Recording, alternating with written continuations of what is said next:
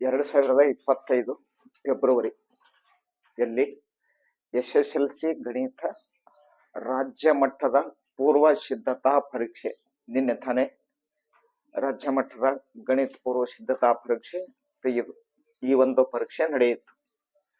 ಇದರಲ್ಲಿ ಪ್ರಶ್ನೆ ನಂಬರ್ 1 ಬಹು ಆಯ್ಕೆಯ ಪ್ರಶ್ನೆಗಳು ಇವೆಷ್ಟಿರ್ತಾವ ಅಂತಂದ್ರ 8 ಇರ್ತವೆ. ಪ್ರತಿಯೊಂದು ಎಷ್ಟು ಅಂಕ ಇರುತ್ತೆ? 1 ಅಂಕ ಇರುತ್ತೆ. ಇಲ್ಲಿ 4 ಆಪ್ಷನ್ಸ್ ಗಳಿರ್ತಾವ ಪ್ರತಿಯೊಂದಕ್ಕೂ ABCD. ಇದರಲ್ಲಿ ಸರಿಯಾದ ಉತ್ತರವನ್ನ ಆರಿಸಿ ಅದರ ಕೊಟ್ಟಿರತಕ್ಕಂತ ಒಂದು ಅಕ್ಷರದ ಜೊತೆಗೆ ಯಾವ ಉತ್ತರ ಸರಿಯಾಗುತ್ತೆ ಅದು ಬರೀಬೇಕು. 1ನೇದಾಗಿ ಕೊಟ್ಟಿದ್ದು P of x = x² minus x³ plus 2x plus 1 ಇಷ್ಟು ಇರುತ್ತದೆ. ಈ ರೀತಿಯಾಗಿ ಕೊಟ್ಟಿರ್ತಾರ. ಇದರಲ್ಲಿ ಈ ಒಂದು ಬಹುಪದೋಕ್ತಿ ಅಂದ್ರ ಪಾಲಿನಾಮಿಯಲ್ ಅಥವಾ ಬಹುಪದೋಕ್ತಿ ಇದರ ಮಹತ್ತಮ ಅಂದ್ರ ಅತಿ ದೊಡ್ಡ ಘಾತಾಂಕ, ಅದಕ್ಕೆ ಡಿಗ್ರಿ ಅಂತನೂ ಕರಿತೀವಿ. ಇದಕ್ಕೆ ಯಾವುದು ಅಂತ ಕೇಳ್ತಾರ. ಇದು 2 ಅದ, ಇಲ್ಲಿ 3 ಅದ, ಇದು 1 ಅದ. ಹಾಗಾದ್ರ ಘಾತಾಂಕ ಅಂದ್ರ ಮೇಲ್ಗಡೆ ಇದ್ದಿದ್ದು. ಇದ್ರಾಗ ಅತಿ ಹೆಚ್ಚು ದೊಡ್ಡ ಘಾತಾಂಕ ಯಾವುದು? 3. ಆಪ್ಷನ್ ಬಿ ಸರಿಯಾಗತ್ತೆ. ಇಲ್ಲಿ ಅಂದ್ರ ಬಿ ಅಂತ ಬರೋದು 3 ಅಂತ ಬರೀಬೇಕು. ಬಿ ಬರೀಬೇಕು. ಕೊಟ್ಟಿದ್ದು ಯಾವ್ದು ಆಲ್ಫಾಬೆಟ್ ಇರುತ್ತಲ್ಲ ಆ ಆಲ್ಫಾಬೆಟ್ ಬರೋದು, ಅದು ಉತ್ತರ ಯಾವ್ದು ಸರಿಯಾಗತ್ತೆ ಅದು ಬರೀಬೇಕು. ಅಂದ್ರ 1ನೇ ಪ್ರಶ್ನೆಗೆ ಉತ್ತರ ಆಪ್ಷನ್ ಬಿ ಎಷ್ಟಾಗತ್ತೆ? 3. ಇನ್ನು 2ನೇದಾಗಿ 2, x, 12 ಇವು ಸಮಾಂತರ ಶ್ರೇಣಿಯಲ್ಲಿದ್ದಾರೆ. ಇವು ಸಮಾಂತರ ಶ್ರೇಣಿ ಒಳಗದಾವ. 2, x, 12 ಅಂತರಗಳು ಸಮನಾಗಿದಾವ. 2ರಿಂದ x ಕ್ಕೆ ಎಷ್ಟು ಅಂತರ ಅದ? x ನಿಂದ 12ಕ್ಕೂ ಅಷ್ಟೇ ಅಂತರ. ಅದಕ್ಕ ಸಮಾಂತರ ಶ್ರೇಣಿಯಲ್ಲಿದ್ದಾರೆ. x ನ ಬೆಲೆ ಇವು ಅಂತ ಕೇಳಿರ್ತಾರ. ಈ ರೀತಿಯಾಗಿದ್ದಾಗ 2, 12 ಕೂಡಿಸ್ಕೋಬೇಕು. 2, 12 ಕೂಡಿಸ್ಕೊಂಡ್ರೆ ಎಷ್ಟಾಗತ್ತೆ? 14 ಆಗತ್ತೆ. 14ಕ್ಕ 2ರಿಂದ ಭಾಗಿಸ್ಬೇಕು. ಯಾಕಂದ್ರ ಸಮಾಂತರ ಮಾಧ್ಯ ಕಂಡಿಡಿಯೋ ಹೊತ್ನಾಗ A = A + B/2 ಅಂತ ತಗೋತೀವಿ ನೋಡ್ರಿ. AM = ಅರ್ಥಮೆಟಿಕ್ ಮೀನ್ ಅಂತ ಬರುತ್ತೆ. AM = A + B/2. A ಅಂದ್ರ ಇದು, B ಅಂದ್ರ ಇದು, ಇವೆರಡು ಕೂಡಿಸ್ಕೊಂಡು 2ರಿಂದ ಭಾಗಿಸ್ಬೇಕು. 2, 12 ಕೂಡಿಸೋರು ಎಷ್ಟಾಗತ್ತೆ? 14. ಅದಕ್ಕೆ 2ರಿಂದ ಭಾಗಿಸೋಣ. 2 1 2 7 ಎಷ್ಟು ಬತ್ತು? 7. ಹಾಗಾದ್ರ ಆಪ್ಷನ್ ಯಾವ್ದು ಸರಿಯಾಗತ್ತೆ ನೋಡ್ರಿ. ಆಪ್ಷನ್ A 7 ಅದ, B 6 ಅದ, C 8 ಅದ, D 10 ಅದ. ಅಂದ್ರ ಆಪ್ಷನ್ A ಆಗತ್ತೆ. ಎಷ್ಟು? ಆನಂತರ 3ನೆಯ ಪ್ರಶ್ನೆ A1x + B1y + C1 = 0 ಮತ್ತು A2x + B2y + C2 = 0 ಇವೆರಡು ಕೊಟ್ಟಿದ್ದು ರೇಖಾತ್ಮಕ ಸಮೀಕರಣಗಳದಾವೆ. ಈ ರೇಖಾತ್ಮಕ ಸಮೀಕರಣಗಳ ಜೋಡಿಯಲ್ಲಿ ಇಲ್ಲಿ ಕೊಟ್ಟಿರ್ತಾರ ಅವರು. A1/A2 = B1/B2 ≠ C1/C2. ಆದರೆ ಅವುಗಳನ್ನು ನಕ್ಷಾ ರೂಪದಲ್ಲಿ ಪ್ರತಿನಿಧಿಸುವಿಕೆಯು A1/A2 = B1/B2 ≠ C1/C2. ಇದರದ್ದು ರೇಖೆಯನ್ನ ಎಳೆದೆವು ಅಂತಂದ್ರ ಆ ರೇಖೆ ಯಾವ ರೀತಿಯಾಗಿರುತ್ತೆ ಅಂತ ಕೇಳ್ತಾನೆ. ಆಪ್ಷನ್ A ಛೇದಿಸುವ ರೇಖೆಗಳು, B ಐಕ್ಯಗೊಳ್ಳುವ ರೇಖೆಗಳು, C ಸಮಾಂತರ ರೇಖೆಗಳು, D ಲಂಬ ರೇಖೆಗಳು. A1/A2 = B1/B2 ≠ C1/C2 ಇತ್ತು ಅಂದ್ರ ಇವೆರಡು ಸಮ ಇದ್ದು ಇದು ಸಮ ಇಲ್ಲ ಇತ್ತು ಅಂತಂದ್ರ ಸಮಾಂತರ ರೇಖೆಗಳ ಆಗಿರ್ತಾವ. ಯಾವ ರೇಖೆಗಳಾಗಿರ್ತಾವವು? ಸಮಾಂತರ ರೇಖೆಗಳು. ಆಪ್ಷನ್ ಸಿ ಸಮಾಂತರ ರೇಖೆಗಳು.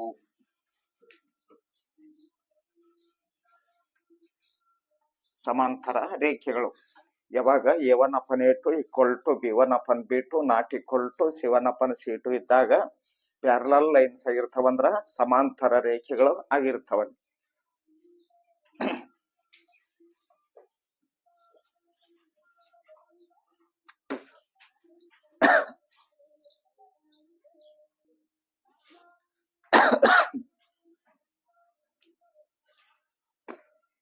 4ನೇ ಪ್ರಶ್ನೆ ಏನ್ ಕೊಟ್ರು ಅಂದ್ರ ತ್ರಿಜ್ಯ 6 ಮಾನಗಳನ್ನು ಹೊಂದಿರುವ ಗೋಳದ ಘನಫಲವನ್ನು ಅಂದ್ರೆ ವ್ಯಾಲ್ಯೂಮ್ ಅಂತ ಹೇಳ್ತೀವಿ, ಇದಕ್ಕೆ ಫಿ ಅಂತ ಗುರುತಿಸ್ಯಾರ ಅವರು. ಕಂಡು ಹಿಡಿಯುವ ಸೂತ್ರವು ಗೋಳದ ಘನಫಲ ಅಂತ ಬರುತ್ತೆ.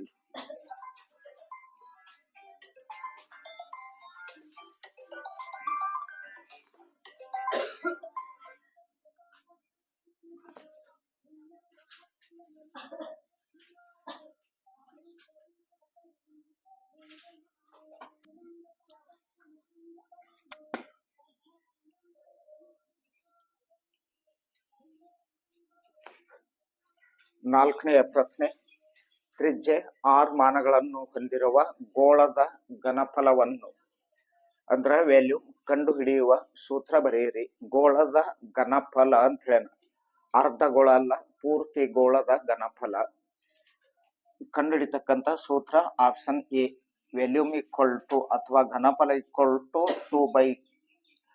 2 ಪೈ ಆರ್ ಕ್ಯೂಬ್ ಘನಮಾನಗಳು. Option B, V equal to 4/3 pi R cube ಘನಮಾನಗಳು. C equal to V equal to 3 pi R cube ಘನಮಾನಗಳು. ಡಿ, ಘನಫಲ ಅಂದ್ರೆ volume equal to 2/3 pi R cube ಘನಮಾನಗಳು ಅಂತ ಕೊಟ್ರು. 4 ಆಪ್ಷನ್ಸ್ ಗಳದಾವ ಇದರಲ್ಲಿ. ನಿಮಗೆ ಕೇಳಿದ್ದು ಗೋಳದ ಘನಫಲ. ಗೋಳದ ಘನಫಲ ಕಂಡು ಹಿಡಿಬೇಕು ಅಂತಂದ್ರ V equal to 4/3 pi R cube ಘನಮಾನಗಳು ಅಂದ್ರ ಆಪ್ಷನ್ ಯಾವ್ದು ಸರಿಯಾಗುತ್ತೆ? B, V equal to 4/3 pi R cube ಘನಮಾನಗಳು. ಆಪ್ಷನ್ ಬಿ ಸರಿಯಾಗತ್ತೆ 4ನೇದಕ್ಕೆ. 5ನೇದ್ದು ಒಂದು ಪ್ರಯೋಗದ ಅಂದ್ರ ಸಂಭವನೀಯತೆಗೆ ಸಂಬಂಧಪಟ್ಟಿದ್ದು. ಒಂದು ಪ್ರಯೋಗದ ಎಲ್ಲ ಪ್ರಾಥಮಿಕ ಘಟನೆಗಳ ಸಂಭವನೀಯತೆಗಳ ಮೊತ್ತವು. ಎಲ್ಲ ಪ್ರಾಥಮಿಕ ಘಟನೆಗಳ ಸಂಭವನೀಯತೆಗಳ ಮೊತ್ತ ಎಷ್ಟಕ್ಕೆ ಸಮನಾಗುತ್ತೆ ಅಂತ ಕೇಳ್ಯಾರ. Option A 0, B 1/2, C 2, D 1. ಹಾಗಾದ್ರ ಯಾವ್ದು ಆಪ್ಷನ್ ಸರಿಯಾಗುತ್ತೆ ಇಲ್ಲಿ ಅಂದ್ರ ಡಿ ಆಪ್ಷನ್ ಸರಿಯಾಗುತ್ತೆ. ಎಲ್ಲ ಪ್ರಾಥಮಿಕ ಘಟನೆಗಳ ಸಂಭವನೀಯತೆಗಳ ಮೊತ್ತವು ಎಷ್ಟಕ್ಕೆ ಸರಿಯಾಗುತ್ತೆ? ಅದು 1ಕ್ಕೆ ಸರಿಯಾಗುತ್ತೆ. ಹಾಗಾದ್ರ ಡಿ ಈಕ್ವಲ್ ಟು 1 ಅಂತ ಅಂದ್ರ ಡಿ ಆಪ್ಷನ್ಸ್ ಸರಿಯಾಗುತ್ತೆ. ಇನ್ನ 6ನೇದಾಗಿ x² + 4x + 4 = 0 ಈ ವರ್ಗ ಸಮೀಕರಣದ ಶೋಧಕದ ಬೆಲೆಯು ಅಂತ ಕೇಳ್ಯಾರ. ಇದು ವರ್ಗ ಸಮೀಕರಣ, ಶೋಧಕ ಅಂತ ಬರುತ್ತೆ, ಹೌದಾ? ಡಿಸ್ಕ್ರಿಮಿನೆಂಟ್ ಅಂತ ಕರಿತೀವಿ. ಡೆಲ್ಟಾ = b² - 4ac ತಗೊಂಡು ಬಿಡಿಸಿದಾಗ ಆಪ್ಷನ್ ಇದರಲ್ಲಿ ಯಾವುದು ಸರಿಯಾಗುತ್ತೆ ಗೊತ್ತಾಗುತ್ತೆ.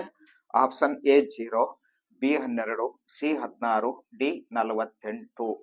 ಹಾಗಾದ್ರ ಇದನ್ನ ಡೆಲ್ಟಾ = b² - 4ac. ಬಿ ಅಂದ್ರ ಇದು, ಎ ಅಂದ್ರ ಇದು, ಸಿ ಅಂದ್ರ ಇದು, ಬಿ ಅಂದ್ರ 4 ಬರುತ್ತಲ್ಲ, 4ರ ವರ್ಗ. 4 ಎ ಅಂದ್ರೆ ಎಷ್ಟು ಬರುತ್ತೆ? 1. ಸಿ ಅಂದ್ರೆ ಎಷ್ಟಾಗುತ್ತೆ? 4. 4 4 16. ಇದು 4 4 16. 16 ಕಳೆದ್ರ 0. ಆಪ್ಷನ್ ಯಾವ್ದು ಬರುತ್ತೆ ಇಲ್ಲಿ ಅಂದ್ರ ಎ ಆಪ್ಷನ್ ಸರಿಯಾಗುತ್ತೆ. ಎ 0 ಗೊತ್ತಾಯ್ತಾ ಇದು? ಆನಂತರ ನೆಕ್ಸ್ಟ್ 7ನೇದ್ದು ಕೊಟ್ಟಿರುವ ಚಿತ್ರದಲ್ಲಿ ಓ ಕೇಂದ್ರ ಉಳ್ಳ ವೃತ್ತಕ್ಕೆ, ಇದು ಚಿತ್ರ ಕೊಟ್ಟಾರ ಅವರು. ಓ ಕೇಂದ್ರ ಉಳ್ಳ ವೃತ್ತಕ್ಕೆ ಪಿ ಕ್ಯೂ ಸ್ಪರ್ಶಕವಾಗಿದೆ. ಪಿ ಕ್ಯೂ ಇದು ಸ್ಪರ್ಶಕವಾಗಿದೆ. ಕೋನ್ ಬಿ ಎ ಕ್ಯೂ = 55 ಡಿಗ್ರಿ ಕೊಟ್ಟರ ಅವರು.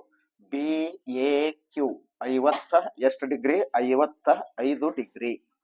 ಬಿ ಒ ಎನ ಅಳತೆಯು, ಬಿ ಒ ಎ ಅಂದ್ರೆ ಕಿಲಿ ಬರುತ್ತೆ ನೋಡ್ರಿ, ಕಿಲರು, ಅದರ ಅಳತೆ ಎಷ್ಟು ಅಂತ ಕೇಳ್ತಾರ. ಇದು ಹೆಂಗ ಬಿಡಿಸ್ಬೇಕು ಅಂದ್ರ ಬಿ ಎ ಕ್ಯೂ 55 ಡಿಗ್ರಿ ಅದು, ಹೌದಾ? ಓ ಎ ಈ ರೇಖೆ ಇದು ಪಿ ಕ್ಯೂ ಕ ಲಂಬ ಇರುತ್ತದೆ, ಲಂಬ ಇರುತ್ತಲ್ಲ, ಅದ್ರಾಗ 55 ಡಿಗ್ರಿ ಕೊಟ್ಟಾರ. ಲಂಬ ಅಂದ್ರ 90 ಡಿಗ್ರಿ. 90 ಡಿಗ್ರಿ ಒಳಗ 55 ಡಿಗ್ರಿ ಕಳೆದು ನಾವೇನ್ ಮಾಡೋಣ? ಈ ಕೋನ ಕಂಡಿಡಿಯೋಣ, ಓ ಎ ಬಿ ಕಂಡಿಡಿಯೋಣ ನಾವಲ್ಲಿ. ಹಾಗಾದ್ರ ಕೋನ ಒ ಎ ಬಿ 90, ಅದ್ರಾಗ 55 ಕಳೀರಿ. 90ರಾಗ 55 ಕಳೆದ್ರ 10ರಾಗ 5 ಹೋದ್ರ 5, 9ರಾಗ 6 ಕಳೆದ್ರ 35 ಡಿಗ್ರಿ ಆಯ್ತು. ಬಿ ಎ ಒ 35 ಆಗತ್ತೆ.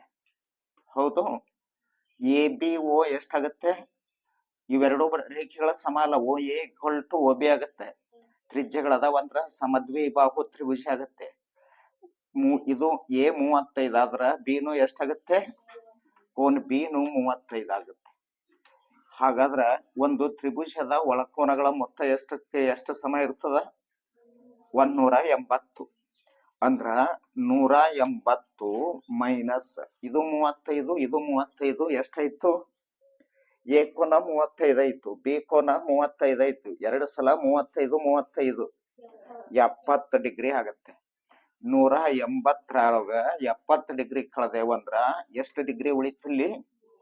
110 ಡಿಗ್ರಿ. ಅಂದ್ರ ಎ ಒ ಬಿ ಎಷ್ಟಾಗತ್ತೆ ಇಲ್ಲಿ ಅಂದ್ರ 110 ಡಿಗ್ರಿ. ಆಪ್ಷನ್ ಯಾವ್ದು ಸರಿ ಆಗತ್ತೆ? ಸಿ ಆಪ್ಷನ್ ಸರಿ ಆಗತ್ತೆ. Option C 110 degree.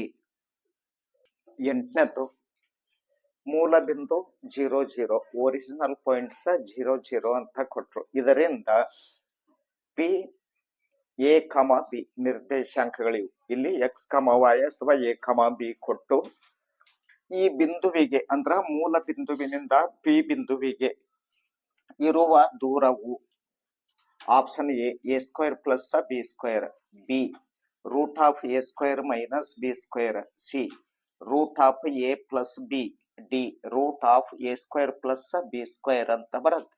ಹೌದಾ? 4 ಆಪ್ಷನ್ಸ್ ಅದಾವ. ಮೂಲ ಬಿಂದುವಿನಿಂದ ಇವು 0 0 ಕೊಟ್ಟಾಗ ಇಲ್ಲಿರುವ ನಿರ್ದೇಶಾಂಕಗಳ ವರ್ಗಗಳ ಮೊತ್ತ ತಗೊಂಡು ಏನ್ ಮಾಡ್ಬೇಕು? ಬಿಡಿಸ್ಕೋಬೇಕು. ಅಂದ್ರ ಇದಕ್ಕ ಸರಿಯಾದ ಉತ್ತರ ಯಾವ್ದಾಗತ್ತೆ? Root of A square plus B square ಅಂತ ಆಪ್ಷನ್ ಡಿ ಆಗತ್ತೆ. Option D root of A square plus B square. ಎಷ್ಟು? ಇದು ಬಹು ಆಯ್ಕೆಯ ಪ್ರಶ್ನೆಗಳಲ್ಲಿ 8 ಪ್ರಶ್ನೆಗಳು ಮುಗಿದು. ಇನ್ನ ಪ್ರಶ್ನೆ ನಂಬರ್ 2 ಡೈರೆಕ್ಟ್ ಉತ್ತರ ಬರೆಯೋದಿರುತ್ತೆ. ಇಲ್ಲಿ ಆಪ್ಷನ್ಸ್ ಇರಲ್ಲ. ಇದು ಎಷ್ಟಿರುತ್ತೆ ಅಂತಂದ್ರ 8 × 1 = 8 ಅಂದ್ರ ಒಂದು ಪ್ರಶ್ನೆ 1 ಅಂಕ ಹೊಂದಿರುತ್ತದೆ. 9ನೇ ಪ್ರಶ್ನೆ ವೃತ್ತ ಛೇದಕ ಎಂದರೇನು ಅಂತ ಕೇಳ್ತಾನ. ವೃತ್ತ ಛೇದಕ, ವೃತ್ತವನ್ನ ಛೇದಿಸ್ಬೇಕು. ಹೌದಾ? ವೃತ್ತವನ್ನು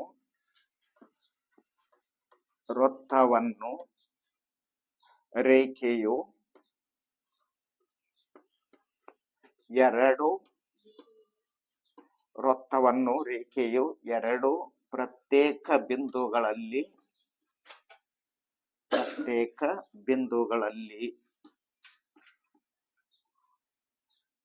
ಹಾದು ಹೋಗುವ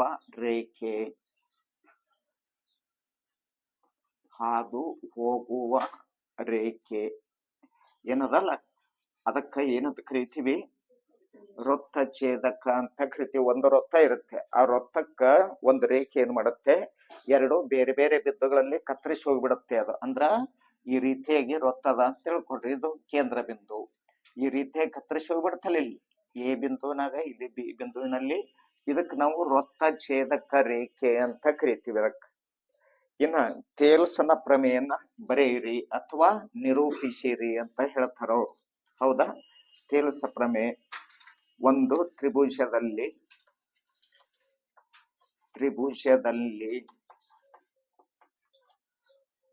ಒಂದು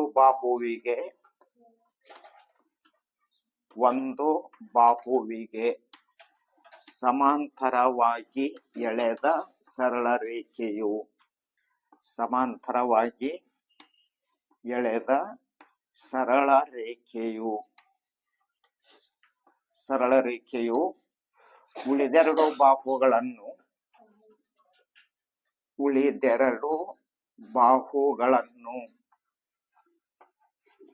ಉಳಿದೆರಡು ಬಾಹುಗಳನ್ನು ಸಮ ಅಥವಾ ಸಮಾನುಪಾತದಲ್ಲಿ ವಿಭಾಗಿಸುತ್ತವೆ. ಸಮಾನುಪಾತದಲ್ಲಿ ವಿಭಾಗಿಸುತ್ತವೆ ಅಂತ. ಇದು ಏನಂತ ಕರಿತೀವಿ ಇದಕ್ಕ?